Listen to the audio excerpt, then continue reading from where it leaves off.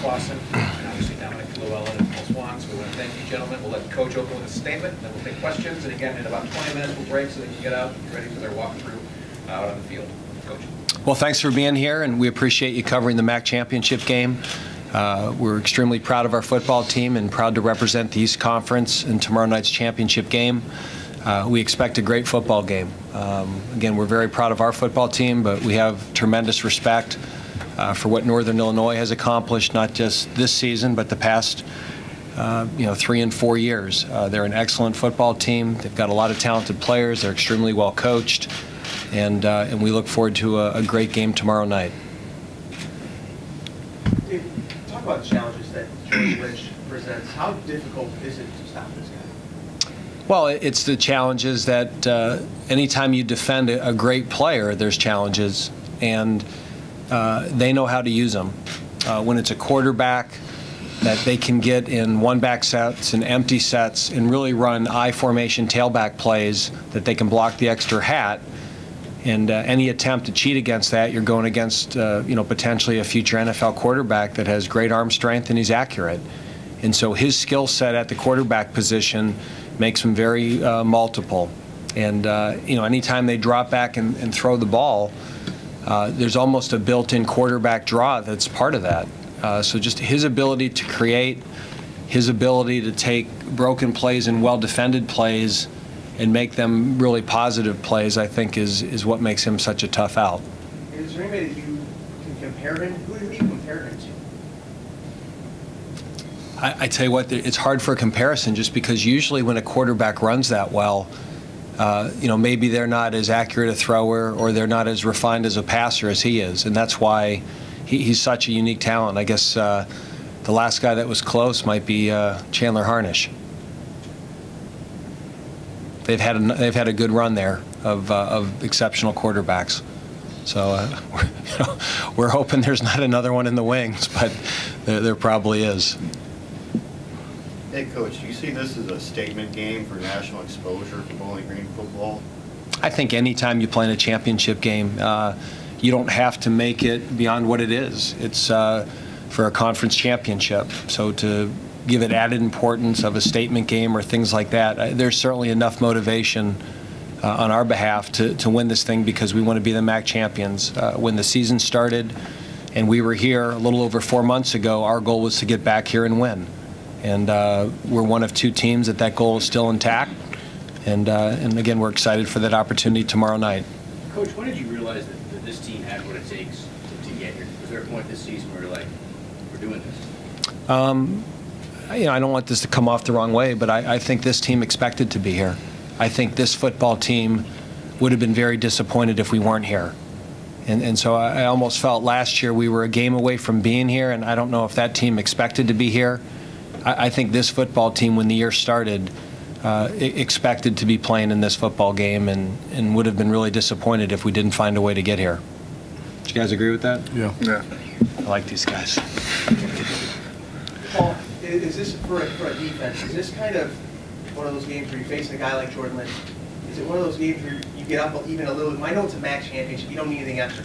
When you face a guy like Jordan Lynch, is there a little bit extra juice to try to quiet some people about him? Yeah, I mean, he's a Heisman hopeful, obviously. He's a great player, and, obviously we want to come out and have a strong showing against him. And, I don't think it adds to the juice we have because I think all season, especially this last month in November, we've been really juiced up. We've came out, we've had a fire under us, and we plan on keeping that going in this game tomorrow night. It's going to be a great opportunity for our defense to be in the showcase and the spotlight of national television, going up against such a great player and great offense and great team all around that, we're going to be juiced up for it. Well, would you talk also a little bit more about what Coach was saying, that expectation of being here? Was that the... Yeah, I mean, like last year when we had a chance to go to the game last year and we were playing Kent State, and I think we were just hoping to win that game and hoping to get to the MAC championship. And, when we lost, it was obviously a huge disappointment, but I don't think we necessarily were expecting to win and expecting to go to the MAC championship versus this year. We came into the season, I mean, we said right after the season was over, we plan on winning that MAC championship next year and being in that game. and I think that showed in spring ball and then rolled into summer when we were training. Coach Horgan did an awesome job with us this offseason, training us to be in this position, and then it rolled into camp and then the season, and we were just expecting to be at this point. So I think if we weren't here, it would have been a real disappointing season for us. Hey, Coach, you talked about your defense after the loss of Toledo because it seemed to be even that much better. I think 2 yards a carry, I think you guys have averaged in the last 4 games. Well, we certainly came into the season with very high expectations of our defense. We were, I believe, the number 6 defense in the country a year ago, and we returned 9 starters, and we felt we were developing good depth. And we played well early in the season, but I never felt we were playing to the level we were capable of, and part of that was injury. We've got a really good defensive line, and a lot of those guys were not at full strength. They were playing, but I don't think they were playing up to their ability level. And, because of Maction and Tuesday and Wednesday night football that we all love, we got some long breaks that really helped us. Having the bye week after Mississippi State, and then having 9 days before we played Miami of Ohio, and then having a break of 9 days before we played Eastern.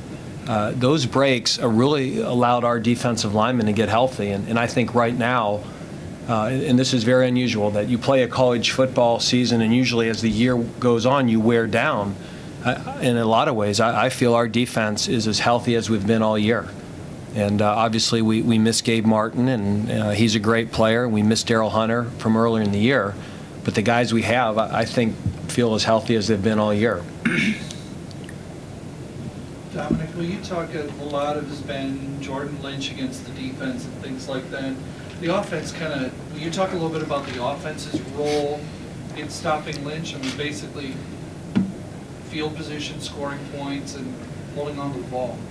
Well, I wouldn't say our job is to stop Lynch. Our job is just to execute the best way we can and score one more point than them. The best way to do that is to take control of the ball, because a lot of times this year we were leading in time of possession. And if we were able to establish the run and hit on some play actions, I believe we can keep him off the field. And hopefully we can execute as the high level we plan on doing, and hopefully we can score just one more point than they can. Because we have faith in our defense and they have faith in us, and together we can come together and hopefully get something done tomorrow. Very special. Paul, what do you got to do to be successful against Jordan Lynch for that option? Yeah, I think it starts with just tackling him. A lot of teams you watch that played him haven't tackled him very well, and I think that's what helps him get those explosive runs and everything. And I mean, obviously they have a great offensive line who blocks it up real well for him, but I think the big thing is just we got to tackle him. We got to fit the run up, fit the plays up. Not get caught looking somewhere else. We got to read our keys and just bring him down to the ground. Coach, what are your impressions of the defense for NIU? So much talk about their offense and particularly their ability to create turnovers. Well, everyone's trying to make this out, the #1 defense in the MAC against the #1 offense, and you don't get to this game just by being strong on one side of the ball. I mean, our defense has been good for 2 years. The reason we're in this game is the improvement we've made on offense. I mean, we were 10th or 11th in the league in offense last year, and I think we're 3rd in the conference now. We're scoring, John, you're with how many more points a game are we scoring this year? A lot more. So, and Northern has a good defense. Jimmy Ward is as fine a safety as there is in the conference. The defensive tackle Bishop is a big-time player. Their middle linebacker Mays, the outside linebacker Bass. These are very good football players, and their 2 ends can rush the passer. And sometimes the nature of what you do on one side of the ball helps your numbers on the other side. We have a really good defense, and those guys have played well for 2 years. We lead the country in time of possession. So that certainly helps our defense.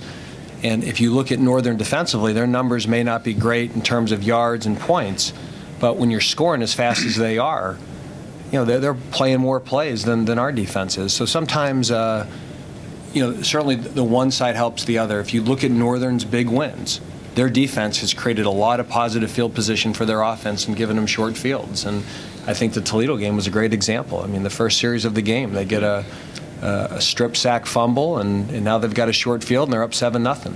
And so they're a big part of this, too, and they've got very good football players on defense as well. Dominic, Paul, in a game like this, how hard is it not to be overwhelmed and too amped by this moment and just play, I guess, in the moment? I think, it obviously is a big game. It's a championship game. There's a lot of outside things going on with it, but I don't think this team's going to have a problem staying focused on the task at hand. We're a very veteran group. We have a lot of older guys who know what the job is and know how to keep guys focused and locked in, so I don't think it's going to be that big of a deal with all the distractions of it being a championship game. Well, like he said, our veterans are really calm this year, and we understand what it takes because we expected to be here. I had to calm down one of the freshman tackles because he's getting a little excited. Jacob Bennett, he started thinking too much. It can get wild. It can get pretty wild. But I think everybody just looked to us, and we've stayed to the next step. Like when we finally beat Buffalo, we were like, all right, now we got another step ahead of us, not just looking ahead like, oh, we just won. And then now it's about to be the biggest game of our lives. It's just we're moving on to the next game, and we're just trying to take every game like we took the first game of the season or the second game of the season. So everybody's on the same page on that level.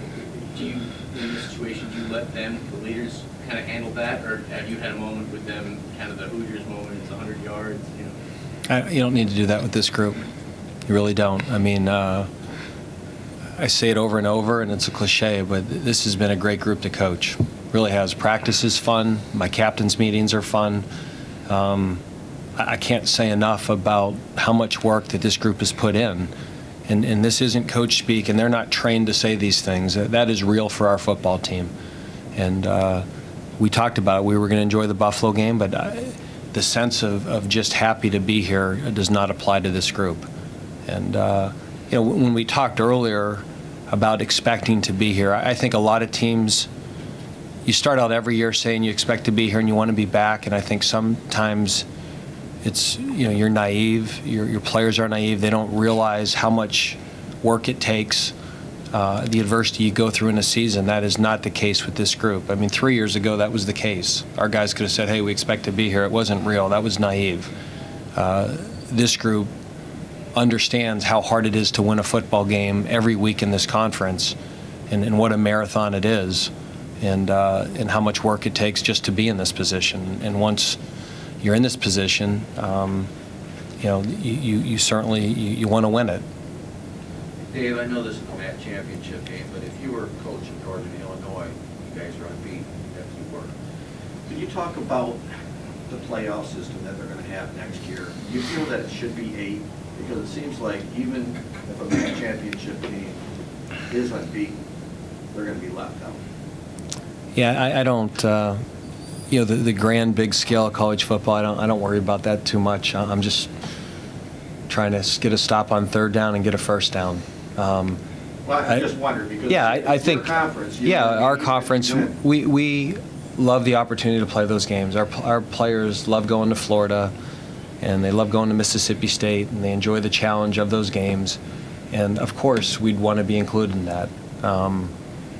But it is what it is. At our we don't have, as coaches, we don't have a lot of say in that process. That's at the next level. So, of course, we would like a seat at that table. Of course, we would like it to be 8.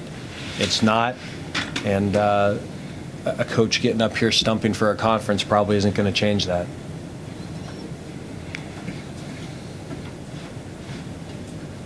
Paul, what worked well for you guys in the game against Buffalo? You pretty much shut them down.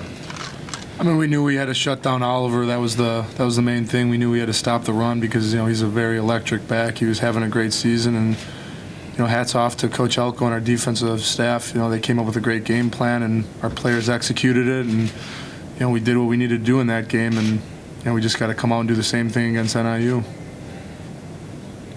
Dominic, is there any benefit to having played in a pro venue last week in Buffalo, Ralph Wilson, to playing in a pro venue this week, or does it matter? It really doesn't matter to me personally. I can't speak for the whole team, but it's nice being in both venues. This one's just a little bit warmer than the one last week. So for us, I think we enjoy that the most more than the actual place. We're just glad to be here. We love the fact that we earned a spot to be here, and we believe we should be here. Any further questions for our Falcons? If not, we'll let Coach Clawson take his trophy back to the locker room and back on the video. All right, thanks again. Thank you. All right. And again, we'll open up the practice for the first 15.